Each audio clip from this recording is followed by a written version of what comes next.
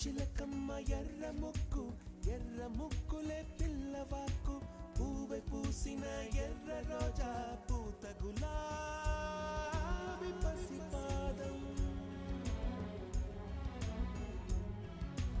ఎర్రాని రూపం ఉడికే కోపం ఎర్రాని రూపం ఉడికే కోపం సంధ్యావర్ణ మంత్రాలు వింటే ఎర్రని పంట పాదమంటే కాంచనాల జిలుగు పచ్చ కొండ బంతి గోరంత